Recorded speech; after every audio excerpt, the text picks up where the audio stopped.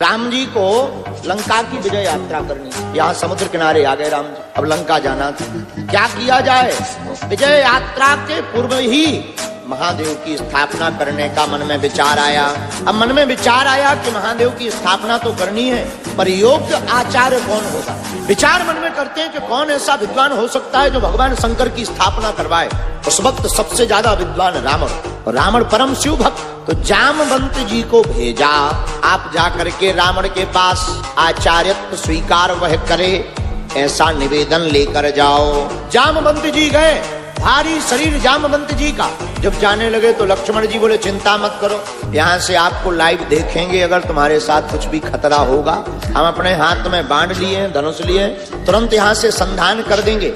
जामवंत जी निर्भय होकर के जब लंका पहुंचे, रावण को पता लगा, रावण को यह भी खबर थी कि समुद्र के किनारे वो दोनों वनवासी आ चुके हैं, राम लक्ष्मण आ चुके हैं। तो जामवंत जी का परिचय पाकर के रावण स्वयं स्वागत करने के लिए बाहर तक आया, और जामवंत जी से रावण ने पूछा, कहो किस लिए आए हो? जामवंत जी हाथ जोड़कर कहते, हे आचार्य विद्वान रावण, हमारे प्रभु श्री राम ने एक कार्य के लिए आपको भेजा है। किस लिए? वह समुद्र के किनारे भगवान शंकर की स्थापना करना चाहते हैं, लेकिन उसके लिए कोई योग्य आचार्य नहीं मिला, आपको ही आचार्य बनाना चाहते हैं। क्या यह निमंत्रण स्वीकार कर रहे हैं आप? और रावण की बात सुनकर आप आश्चर्यचकित होंगे। रावण मुस्कुराते हुए बोला, क्या तुम्हारे राम लंका विजय प्राप्त करने के लिए शिव स्थापना कर रहे हैं? जामवंत जी कहते हैं हाँ। तो रावण कहता है तो ठीक है। तो किसी ने टोका कि पागल हो क्या, लंका पर विजय प्राप्त करने का मतलब तुम्हारा हारना।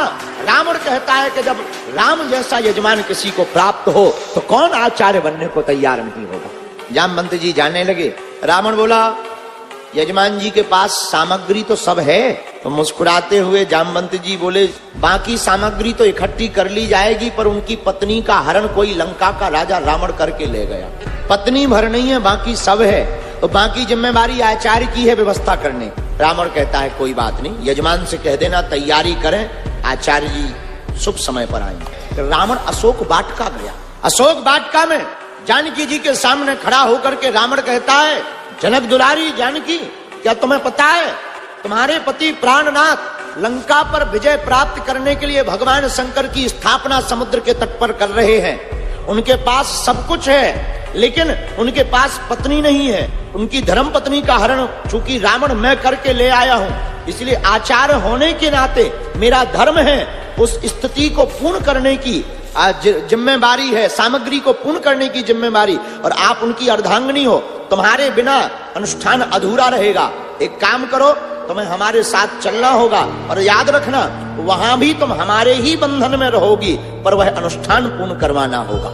इतना कहते ही माँ जानकी ने मन में विचार किया कि हमारे स्वामी के आचार्य हैं तो हमारे भी आज आचार्य हैं। और पहली बार माँ जानकी ने दोनों हाथ जोड़ करके प्रणाम किया, और रावण ने भी 10 मुखों से सदा सौभाग्यवती भवा इसका आशीर्वाद। और विमान पर बैठा करके रावण समुद्र के इस पार आया। समुद्र रावण नीचे उतरा, प्रभु श्री राम और लक्ष्मण ने स्वागत किया।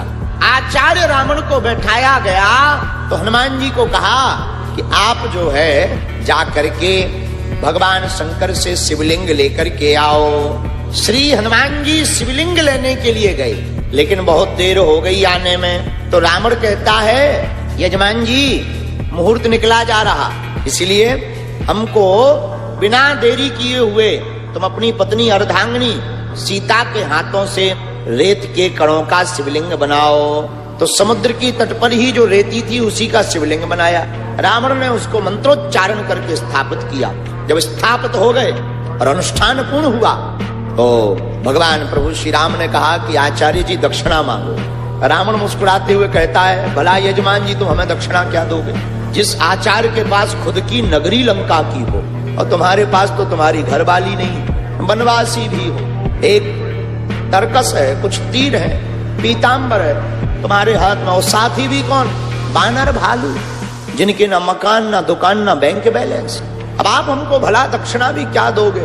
राम जी कहते हैं नहीं, नियम है, धर्म है, अनुष्ठान के बाद ब्राह्मण को आचार्य को दक्षिणा देनी चाहिए, तो आप दक्षिणा मांगो, पर दक्षिणा बहुत गजब की मांग। राम, वैसे तो इस आचार्य के पास सब कुछ है, बस दक्षिणा में देना तो एक ही बात देना ये तुम्हारा आचार्य जब मरे तो यजमान सामने खड़ा हो।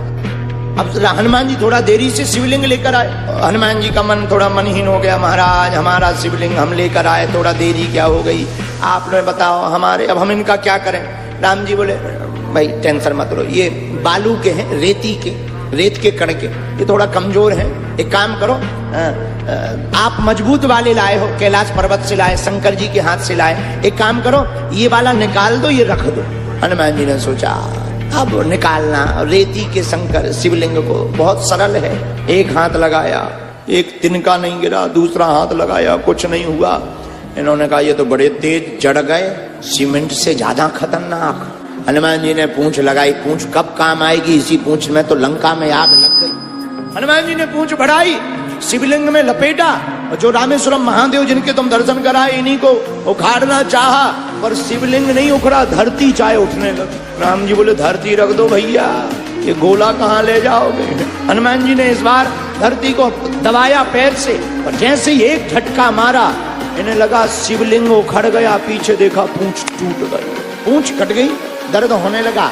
श्री जानकी जी ने अपने हाथों से राम राम राम राम कह करके पूंछ को जोड़ दिया। लेकिन आज भी हनुमान जी यहाँ बैठे हैं। वीडियो अच्छी लगी हो तो वीडियो को लाइक करें और चैनल को सब्सक्राइब करें।